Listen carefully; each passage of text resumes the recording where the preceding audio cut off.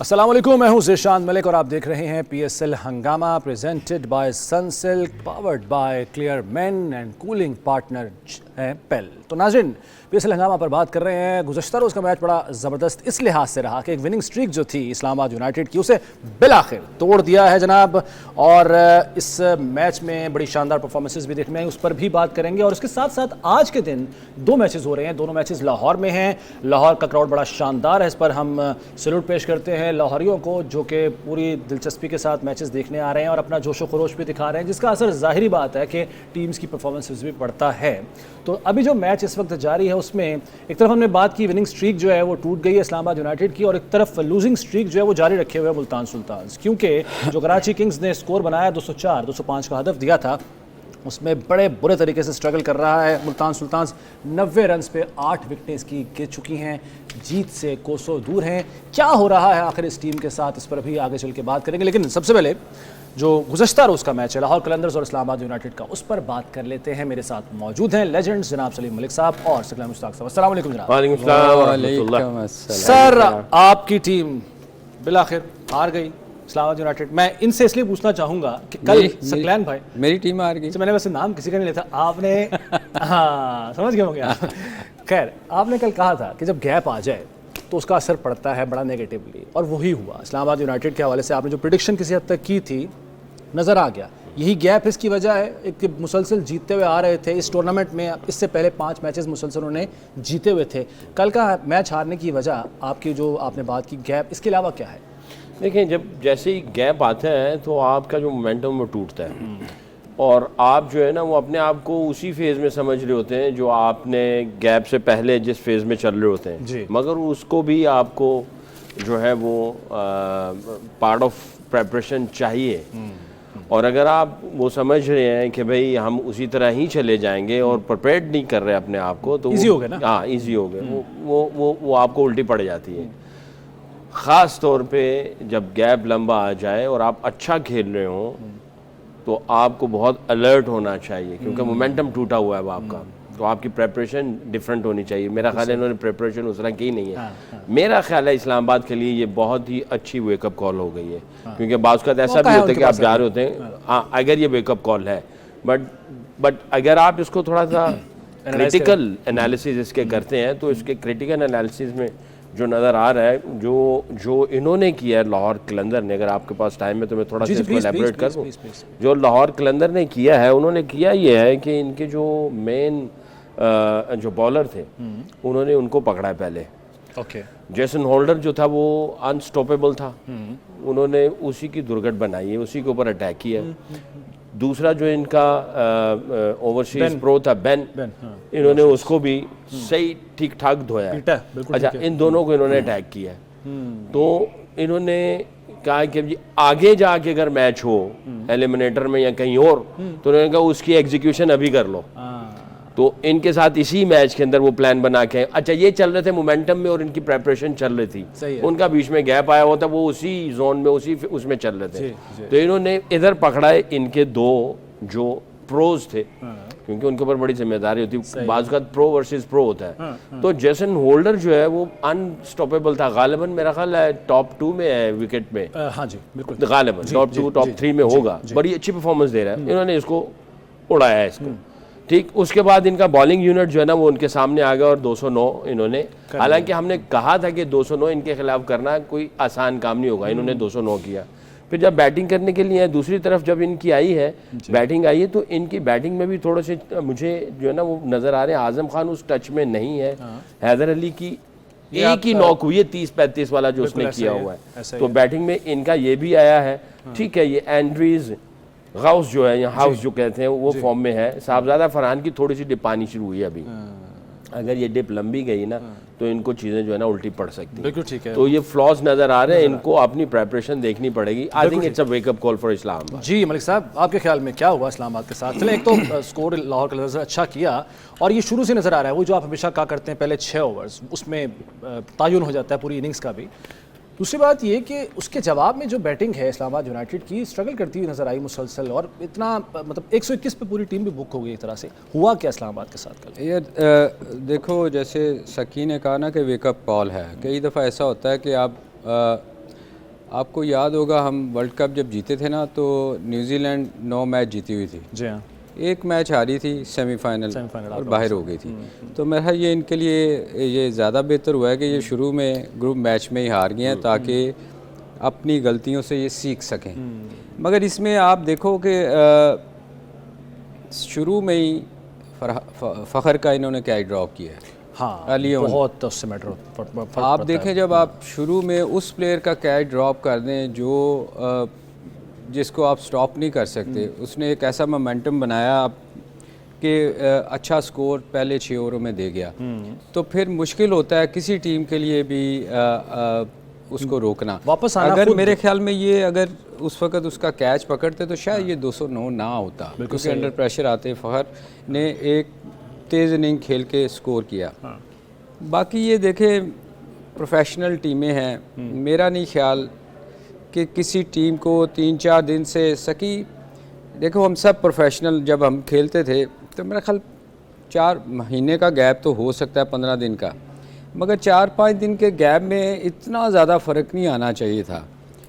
और दूसरी बात, इनको एक और चीज़ देखनी पड़ेगी, वैसे इन्होंने ट्राई भी की थी कि इनको ना अपने नीचे जो लोअर ऑर्डर बैटिंग ऑर्डर है ना, उसको ट्राई करना चाहिए। अच्छा। क्योंकि ये एक्सपोज हुए हैं बहुत बुरी तरह से एक टाइम पे, क्योंकि सलमान आगा हालांकि काफ़ी दिनों के बाद मैच खेला है, उसके बावजूद जितनी देर वो और वो एंड्रीज खेल रहा था, तो उस वक्त तक लग रहा था कि ये चेज़ कर जाएंगे। जैसे ही एक विकेट गिरी, एकदम एक्सपोज हो गई सारी टीम। हाँ, आगे तो किसी ने भी कुछ भी नहीं किया, मतलब डबल फिगर में नहीं, मुश्किल से गए हैं। तो मेरे ख्याल में इनको इस चीज़ का भी ख्याल आगे रखना पड़ेगा कि आपके जो लोअर ऑर्डर बैटिंग है उसको आप हर मैच में किसी ना किसी को ऊपर ट्राई करें। अच्छा, लेकिन जो प्लान लेकर, जैसे कि अब सकी भाई भी बता रहे हैं, जिस तरह उन्होंने टारगेट किया जेसन होल्डर को, बेन ड्वारिस्ट को, इन्होंने जिस तरीके से उसको टारगेट दोनों को करके, क्योंकि वही इनके मेन बॉलर्स एक तरह से थे, तो नज़र आ रहा है कि एक बाकायदा प्लान के साथ, एक सोच के साथ वो गए हैं, उसके एग्जीक्यूशन भी है। ठीक है, वो कैच ड्रॉप होना वो एक अलग मैटर है, अलग मामला है, मगर वो नज़र आया हमें कल, वो जो ज़रूरत है किसी भी टीम के लिए एक प्लान के साथ चलना। देखें, हर टीम अपना प्लान लेके चलती है, और मेरा ख्याल उन्होंने, जैसे सकी ने कहा, कि उन्होंने डेफिनेटली इस पे काम किया होगा। और इसने जो 2 आउट भी किए ना होल्डर ने, वो लास्ट ओवर में किए हैं जब 2 बॉल रह गए थे। उसने अर्ली ऑन उसको विकेट नहीं मिली। हाँ, शुरू में एक चीज़ थी, जब नसीम शाह बॉलिंग कर रहा था जी, बड़ा अच्छा उसको स्विंग मिला। नईम ने हर किस्म की कोशिश की आउट होने की। अच्छा। मतलब वो हर बॉल पे हिट कर मारने की कोशिश कर रहा था, मगर शुरू में थोड़ा सा मेरा ख्याल इस्लामाबाद अनलकी रहा। अच्छी मूव हो रही थी बॉल, मगर उनको विकेट नहीं मिली। जो लगी वो बाहर चली गई, मगर 2-2, 3-3 बॉल बीट हुए। तो मेरा ख्याल थोड़ा सा अनलकी थे इस्लामाबाद। कई दफ़ा आपकी लक काम नहीं करती। तो मेरे ख्याल में जेसन होल्डर ने और उसको जो अटैक किया ना, जब आप सेट होते हैं ना, आपकी विकेटें नहीं गिरी होती, फिर आप दुनिया का कोई भी बॉलर आपके सामने हो, फिर आप अटैक करते हैं, उसमें 2 चांसेस ही होते हैं, या आप आउट होते हैं या फिर आप कामयाब हो जाते हैं। T20 तो है ही ऐसी गेम ना। तो मेरे ख्याल वो उनकी बैड लक थी कल का दिन के, वो उनका मार पड़ी उनको। सर बिल्कुल ठीक है, बैटिंग लाइन इतनी बुरी नहीं है इस्लामाबाद यूनाइटेड की, और 209 रन्स किए, 210 का हदफ इतना मुश्किल भी नहीं था, ख़ास तौर पर इस्लामाबाद यूनाइटेड की जैसी टीम के लिए। ठीक है, वो सारे मामला, सारे मैटर्स अपनी जगह पे, गैप आना और सब, विनिंग स्ट्रीक, लेकिन ऐसा दिखाई देता है कि कल पैनिक कर गए, कहीं पे संभल नहीं पाए, क्योंकि शुरू में अगर सिर्फ एंड्रीज की और उसकी सलमान आगा की इनिंग निकाले, पीछे कुछ है ही नहीं। ये किसी तजुर्बाकार टीम, और ख़ास तौर पर एक टूर्नामेंट में, एक इवेंट में टॉप पे रहने वाली टीम से ऐसी उम्मीद होती नहीं, एक्सपेक्टेशन होती नहीं है। देखिए, ये जो 3 बैट्समैन आए ना नीचे, इनके लाहौर कलंदर के, ऊपर से तो फ़खर ने जो किया सो किया, उसको चांस भी मिला। You know, you have to be lucky, if you are brave you will be lucky. आप बहादुरी के साथ जाते हो तो आपकी किस्मत भी आपकी तरफ ही जाती है, आपके कैच भी छूटते हैं, बड़ी दफ़ा ऐसा होता है। And he is a kind of a brave person. Fakhar वो जब जाता है, वो ये अपनी 2 सोचों के साथ नहीं जाता, वो जाता है तो सीधा 5th गियर में होता है, और वो फिर छोड़ता नहीं है, लग गई तो वो फिर चलता जाता है। वो लकी भी रहता है फिर इस तरह। और बहुत सारे ऐसे इसके नॉक हैं जिसमें उसकी लक ने उसके साथ दी है, क्योंकि वो दिलेरी के साथ जाता है। डैरन मिचेल, सैम बिलिंग्स और सिकंदर रजा, ये जो 3 इनके प्रोज हैं, इन्होंने जो नीचे से 5 वर्क किया है, 18 पे 28, डैरल मिचेल 17 पे 38, सैम बिलिंग्स और 17 पर 39 सिकंदर रजा। और इन्होंने जो फाइव किया है, ये इन्होंने जो है ना रुथलेस क्रिकेट खेली है, स्ट्रॉन्ग हैवी अटैक किया है इस्लामाबाद यूनाइटेड के ऊपर। और जब आप इस तरह के स्ट्रॉन्ग हैवी अटैक करते हैं, रुथलेस क्रिकेट खेलते हैं, तो मोमेंटम भी आप अपनी तरफ ले जाते हैं और पूरी टीम का जो मोमेंटम है या उनके अंदर जो एक ये बिलीफ है वो आना शुरू हो जाता है। तो आप दो चीज़ें लेके जाते हैं और इसमें कोई ये नहीं कि आधा घंटा 40 मिनट का कोई गैप होता है, वो स्ट्रेट अवे अगली इनिंग शुरू होती है। तो वो आप जब इस तरह हैवी अटैक करके रुथलेस अप्रोच के साथ ड्रेसिंग रूम में जाकर फिर ग्राउंड के अंदर जाते हैं तो पूरी टीम जो है वो उसी अप्रोच को साथ लेके चल रही होती है और उसके आफ्टर इफेक्ट दूसरी टीम पे होते हैं। तो उनको उस मोमेंटम को खींचने के लिए, अपनी तरफ लाने के लिए इनको भी रुथलेस अप्रोच करनी पड़ती है। तो जब आप रुथलेस अप्रोच नहीं करेंगे, कहीं पे भी आपके डाउट्स होंगे, तो फिर आपका पैनिक बटन जो है ना वो ऑन हो जाए। बिल्कुल ठीक है, वो हमें कल नजर भी आया। लेकिन बात वही है कि अभी इस्लामाबाद यूनाइटेड के पास टाइम है, मौका एक है, ये वेकअप कॉल हो सकती है इस्लामाबाद यूनाइटेड के लिए। बहरहाल बात करेंगे मजीद भी, और खास तौर पर कराची किंग्स और मुल्तान सुल्तान्स का जो मैच जारी हो सकता है ब्रेक में ये मैच खत्म हो जाए, इस पर बात करेंगे एक ब्रेक के बाद।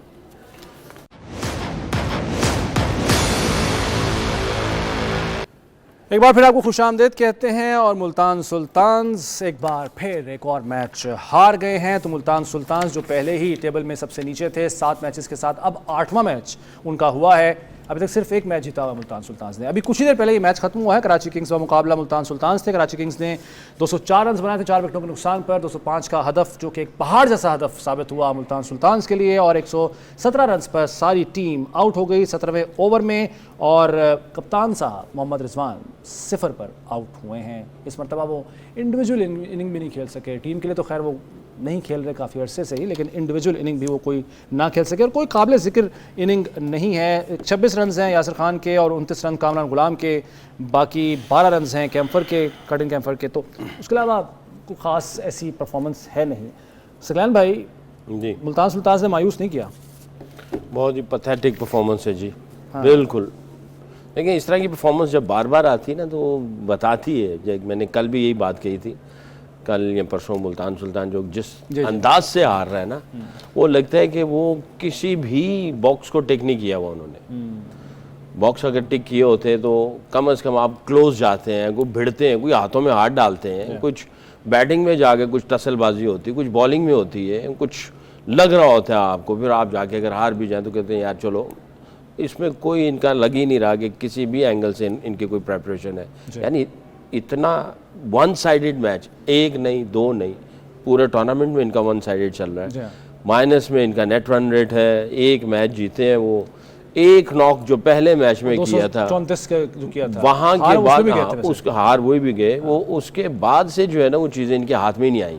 वहाँ पे फिर भी हम लोग थोड़े से एज ए एक्सपर्ट हम लोग ऑप्टिमिस्टिक थे कि यार लगता है कुछ करके आए हुए हैं, बड़े अच्छी क्रिकेट खेली है, मॉडर्न क्रिकेट खेली है और अच्छी अप्रोच चल रही है। मगर जिस तरह से वो ऑपोजिशन टीम ने डिफेंड किया और जिस तरह से रिजल्ट इनके हाथ से निकला है, वो सारे एक रिजल्ट नहीं, सारे मैच इनके हाथ से निकल गए, पूरा टूर्नामेंट निकल गया।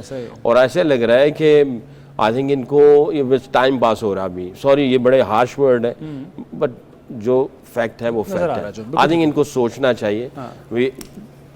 आई थिंक PSL जो है बेस्ट लीग है दुनिया की, दूसरे तीसरे नंबर पे है, और पाकिस्तान की जो है वो सबसे टॉप की में ये महंगी तरीन टीम जो है ना, देखें वही महंगी तरीन टीम है।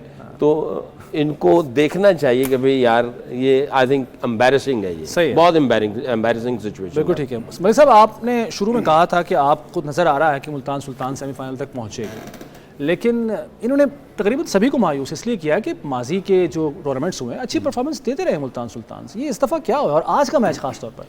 यार मेरे ख्याल में जो पहला 200 रन्स करके ये हारे हैं ना जी, उसके बाद मेरे ख्याल इनका मोराल बिल्कुल ही डाउन हो गया। और उसके बाद आप देखो ये टीम वापस नहीं आई। इन्होंने अब इनको ये लगता है कि हम शायद 200 चेज ही नहीं कर सकते। साइकोलॉजिकली ये बिल्कुल गिर चुके हुए हैं। बिल्कुल उनकी बैटिंग और बॉलिंग जो है ना वो बहुत, मतलब वो लग नहीं रहा कि ये क्रिकेट खेले हैं। मैं आपको बताऊं अब इनका हाल ये हो गया कि हम शारजा वगैरह में खेला करते थे ना, ऑस्ट्रेलिया या इंग्लैंड आती थी, वो सारा दिन बीच पे लेटे रहते थे, वो क्रिकेट नहीं खेलने आते थे, वो कहते थे एंजॉय करो। इनका हाल मुझे ये लग रहा है कि ये पहले 2-3 मैच हारने के बाद ना मतलब वो टीम लग नहीं रही। और फिर दूसरी बात ये है कि जब कोई टीम भी 200 स्कोर करती है ना, आप महल्ले की टीम ले लें, 10 रन्स की एवरेज से आपने स्टार्ट लेना होता है, तो आप शुरू से तेज़ खेलने की कोशिश करते हैं। और इनको आदत है शुरू से स्लो खेल के मैच लेके चलने की। उतनी देर में एवरेज जो है वो बहुत ऊपर चली जाती है। वो पहली इनिंग की बात कर रहा हूँ। सेकंड इनिंग में जब आपको 200 चेज़ करना होता है तो आपने शुरू में तेज़ खेलना है ना। लेकिन वो वाली बात जो आप हमेशा कहा करते हैं, प्रेशर डाल देता है। जो जैसे आज रिजवान ने 0 पे आउट हुआ, खुद भी कुछ नहीं किया, इंडिविजुअल इनिंग भी इस मरतबा नहीं खेली और नीचे प्रेशर डाल दिया अपनी पूरी टीम पर। उसकी रीज़न ये है कि आपको 10 की एवरेज चेज़ करनी है वेरी फर्स्ट बॉल से। तो जब आप नहीं करेंगे और लोगों का प्रेशर है कि आप स्लो खेलते हो, तो उसमें फिर आप एक्सपोज हो जाते हो ना। आपको खेलना पड़ता है। जब आप तेज़ खेलते हो तो वो होता नहीं। इसमें तो टेक्निक जो है, टेक्निकल प्लेयर जो होएगा ना, मैं हमेशा कहता हूँ वो हर किस्म की क्रिकेट खेल सकता है। वो गतका नहीं चलाएगा। पंजाबी कहते हैं ना, गतके आके नहीं चलाते। हमारे बहुत सारे प्लेयर ऐसे हैं जो सिर्फ मैं देखता हूँ वो ऑन साइड पे हिट मारते हैं। यही चीज़ मैं देख रहा था पिछले मैच में। वो जो हमारा नवाज़ लड़का है, वो बड़ा नईम, शायद वो मोहम्मद नईम, जो वो बड़ा अच्छा खेलता है, अच्छी शॉटें भी मारता है, मगर मोस्टली वो बॉल की पेस को यूज़ नहीं करता। वो नसीम शाह बॉल कर रहा था। मैं थोड़ा टॉपिक दूसरी तरफ लेके मैं टेक्निकल बात करनी चाह रहा हूँ ताकि लड़कों को पता होना चाहिए। वो आउट स्विंग कर रहा था, वो इस तरह मिड विकेट मारने की कोशिश कर रहा था।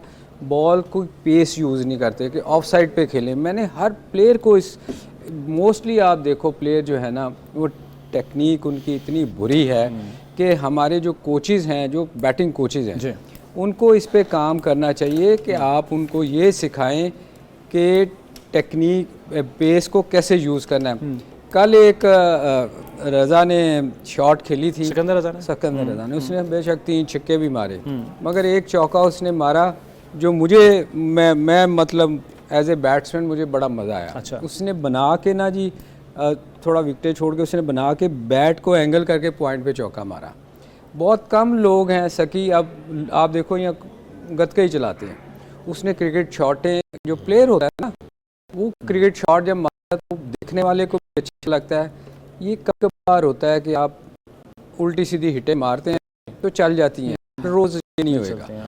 आपको इनको पेस यूज़ कर, देखें लोग माइंड करते हैं जब हम IPL की बात, उनमें अगर आप जितने बड़े प्लेयर हैं दुनिया से आए हुए, उनको आप देखो वो कभी वो वो बॉल के मेरिट पे हिट मारते हैं। अगर ऑफ साइड पे है ना तो वो उस साइड पे लेके जाएंगे। वो ये नहीं करेंगे उस वाली बॉल पे। हो जाता है कभी कभी वो मारते हैं शॉटें उल्टी, मगर मोस्टली क्रिकेट शॉटें खेलते हैं। हमारे यहाँ हम लोग ना इस पे हमें काम करना चाहिए, बैटिंग जितने भी कोचेज हैं, सही कि ये अगर हम इस पे काम नहीं करेंगे तो प्लेयर तो वैसे नहीं निकल रहे। सर ये काम, यही मसला है ना, वो काम हो नहीं रहा इन प्लेयर्स के ऊपर। सकलैन भाई, मुल्तान की बुरी तरीन परफॉर्मेंस के पीछे उसके अली तरीन स्टेटमेंट का कितना किरदार है? देखिए ये आई थिंक मैं हमेशा से ये कहता हूँ कि बात कब करनी है, उसकी टाइमिंग बहुत ज़रूरी होती है। जब आप इस लेवल के हो, टीम आपकी है और आप को ये सारी बातें कहनी, या तो ये 4-5-3 महीने पहले बातें करते हैं या पूरा टूर्नामेंट ख़त्म होता है उसके बाद जाके बैठ के बातें करते हैं। जब आप टूर्नामेंट के अंदर हैं तो आपको सिर्फ एक ही फोकस रखना चाहिए, क्वालिटी क्रिकेट, और आपने ट्रॉफी उठानी है। बिल्कुल ठीक है, एंड दैट्स इट। आपका कोई और सोच नहीं होनी चाहिए। जब आप इस तरह की इन्फॉर्मेशन या इस तरह की स्टेटमेंट्स पहले देते हैं during the tournament, during the tournament, तो वो बनते नहीं है, जवाब ही नहीं बनते। जब आपका टूर्नामेंट शुरू हो गया, वो शुरू कब होता है? जब आपकी जनाब वो कैंप लग गया। ये नहीं कि जब मैच पहले आया था, नहीं, जब कैंप लग गया। अगर आपके पास इनफ टाइम है तो 1-1.5 महीना पहले से आप शुरू कर दें प्रेपरेशन उसकी। अभी कैंप लगने से भी 1 महीना पहले से। अब वहां से आपने सिर्फ यही बात करनी है, किस ब्रांड की क्रिकेट खेलनी है, किस तरह की क्रिकेट खेलनी है, और हमारा पर्पस क्या है, विजन क्या है। सही है सकी। इसमें एक और चीज़ भी है, देखो एज ए स्पोर्ट्समैन हम ना कभी भी मैच हारेंगे जीतेंगे ना तो हमें पता है कि यार रोज़ मैच होने हैं, एक टीम ने जीतना है, एक टीम ने हारना है, इसमें कोई शक नहीं कि उसकी महंगी तरीन टीम है। मगर मुकाबला करके तो हारे ना कम से कम। नहीं, मगर दुख होता है उसको। दुख यही है ना कि मैं इतने पैसे लगाए हैं, मेरी टीम महंगी तरीन टीम है, मगर उसको ये भी रियलाइज़ करना चाहिए कि यही टीम थी जो पिछले साल 3-4 सालों से टॉप पे थी, फाइनल में आ रही थी। तो अगर वो इस साल उसका बुरा परफॉर्म रहा है तो कोई रीज़न होगी, उस पर काम करने की ज़रूरत है, बजाय आप आके टीवी के ऊपर या लोगों में इस किस्म की बातें करें कि मेरी टीम ये कर रही है, मेरी टीम अच्छा नहीं कर रही। इससे नेगेटिव मैसेज जाता है। ये चीज़ सीखनी चाहिए लाहौर कलंदर्स के राना फवाद से। हाँ देखे ना, वो हारते भी हैं, वो फिर भी लगता है दाता साहब लुडियाँ बाहर है, तुम्हारा बाहर। मतलब ये एक अच्छे स्पोर्ट्समैन की बात है ना कि वो उसको पता है कि यार टीम हारती जीती है। वो यही ना कि सलीम भाई जो बात तो चल रही थी कि जो बात की गई, कमेंट्स दिए गए, स्टेटमेंट जो दिए वही ना, वो इसी आप बैठ के रेलेवेंट लोगों के साथ बात कर लो, पब्लिकली आप ऐसी स्टेटमेंट ना दो, आप बैठ के बात करो। जो कमरे के अंदर बातें, कमरे के अंदर बातें, वो पब्लिक में ना आए। बिल्कुल सही। आपके ड्रेसिंग रूम में ना जाए। जो क्रिकेट अंडरस्टैंड करता है ना, उसको पता है कि यार रोज मैच होने हैं, तो हारना भी है, जीतना भी है। सही है। चलिए सर, इस पर तो हमने बात कर ली है, जो मैच आज हो गया। खैर अब वो मुल्तान सुल्तान के लिए तो हम कह सकते हैं कि उनके लिए टूर्नामेंट ये खत्म हो चुका है, लेकिन आज एक और मैच भी है। आज होने जा रहा है एक और इंपॉर्टेंट मैच, लाहौर कलंदर्स और क्वेटा ग्लैडिएटर्स का। लाहौर कलंदर्स जिसने गुज़श्ता रोज़ एक बड़ी शानदार फतह हासिल की इस्लामाबाद यूनाइटेड पर, तो ये एक दिलचस्प मैच हो सकता है। कैसा होगा ये मैच, इस पर बात करेंगे पीएसएल हंगामा में एक ब्रेक के बाद।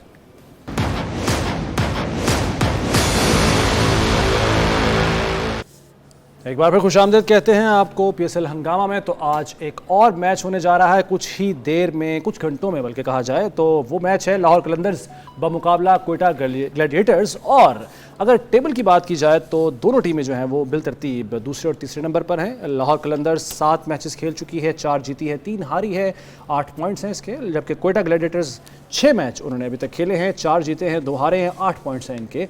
तो मुकाबला बराबर का इसलिए भी हो सकता है कि कल और अगर परसों की बात की जाए तो दोनों टीमें अपने अपने मैचेस जीती हैं। कल के मैच में लाहौर कलंदर्स ने अनबीटेबल इस्लामाबाद यूनाइटेड को शिकस्त दी थी, 88 रन से उन्होंने मैच जीता था।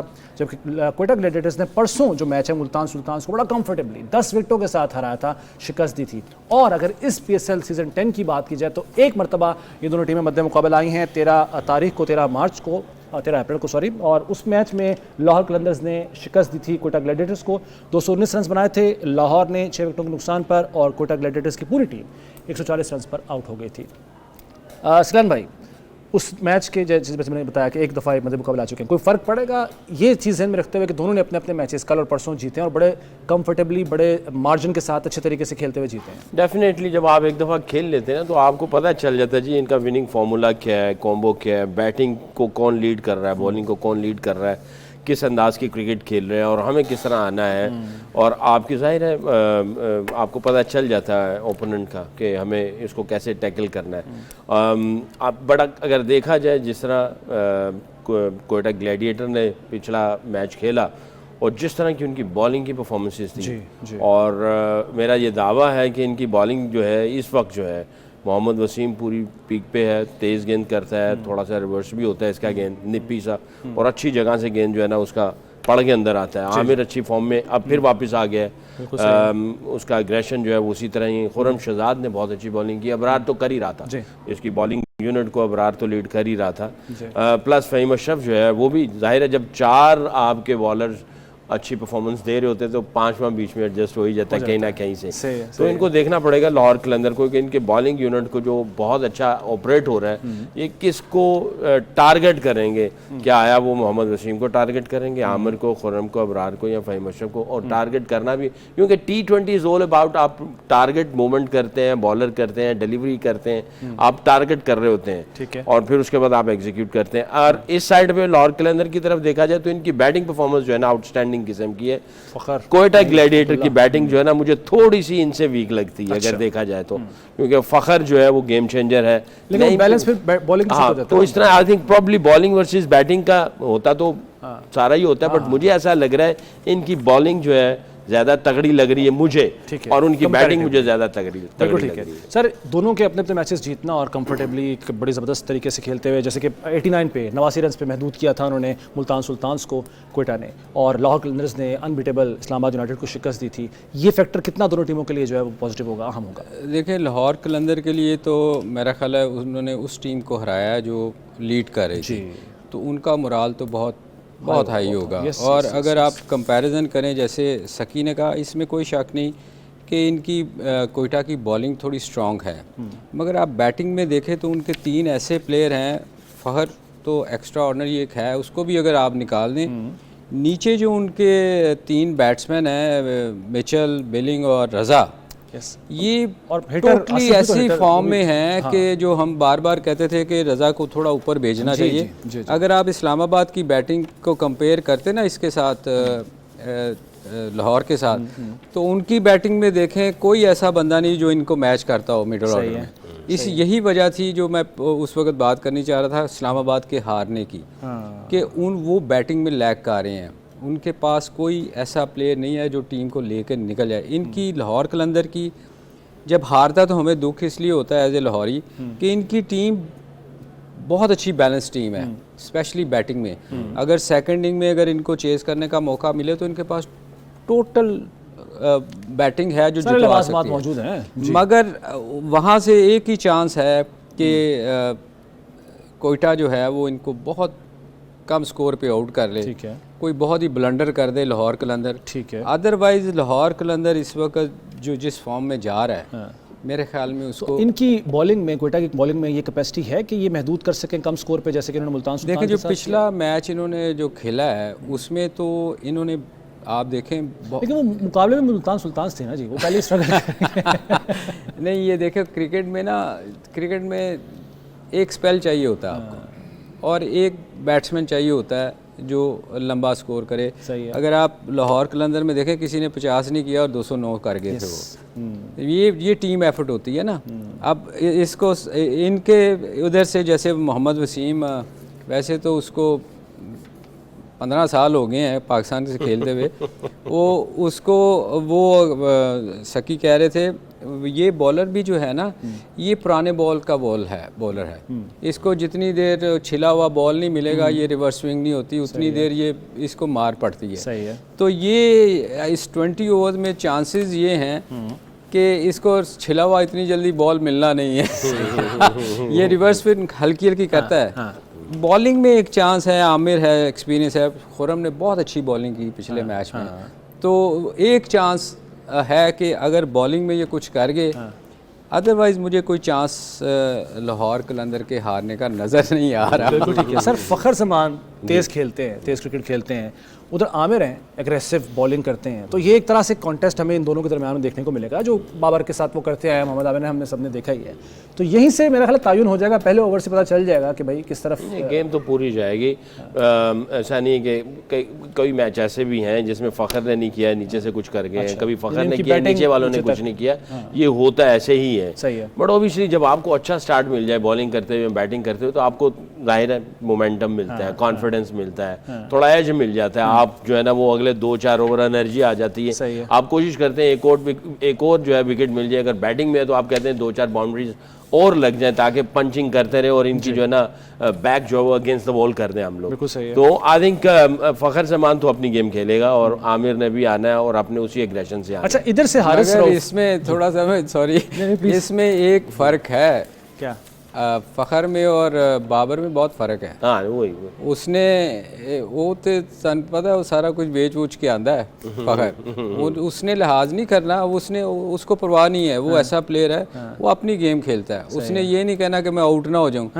उसने अगर पहली बॉल मिली, उसने पहली बॉल भी मिली तो आमिर को मारना है, आउट हो जाओ। आउट देखें बैट्समैन के पास सिर्फ एक चांस होता है, एक बॉल पे आउट होने का, और वो उसको इस चीज़ का डर नहीं होता, वो दिलेर प्लेयर है। उसने बिल्कुल ठीक है। हारिस रऊफ, चूंकि वक्त बड़ा कम है, हारिस रऊफ लाहौर कलंदर से, हारिस रऊफ जो है फॉर्म में आ चुके हैं, 4 विकेट उन्होंने कल लिए 31 रन देकर, वो बड़े एक इंपॉर्टेंट बॉलर साबित हो सकते हैं लाहौर। देखिए हारिस रऊफ की प्रॉब्लम ये है कि मेरे ख्याल सिर्फ कल के मैच में उन्होंने 31 रन दे के 4 आउट किए हैं, अदरवाइज वो 4 ओवरों में 40, 45, 50 से कम स्कोर नहीं दे रहा, बेशक आउट भी कर रहा हो। T20 में सबसे ज़्यादा ज़रूरी ये होता है कि आप 20 रन दें, आउट कोई ना करे, टीम को फ़ायदा तब होता है। अगर आप 40, 45 स्कोर देंगे तो मेरा ख्याल है उससे टीम को कोई फ़ायदा नहीं। ठीक है सर, अब जान लेते हैं, बात आ गई परसेंटेज के ऊपर। लाहौर कलंदर्स, कोयटा ग्लैडिएटर्स, आपके ख्याल में कौन सी टीम आज का मैच? आप मुझसे पहले पूछते सर, आप देखें ना, बड़े ना आप, हम 60-40 एहतराम मुझे लाहौर 60 ज़्यादा पसंद है। आप जनाब? सकती बात 50-50 दोनों अच्छी गाली cricket मुकाबले। खेलते नहीं, हैं। टीमें दोनों चलिए अच्छी जी, देखते हैं आज के मैच का क्या नतीजा निकलता है। बहरहाल वक्त खत्म हो गया है, इजाजत दीजिए, PSL हंगामा से, अल्लाह हाफिज।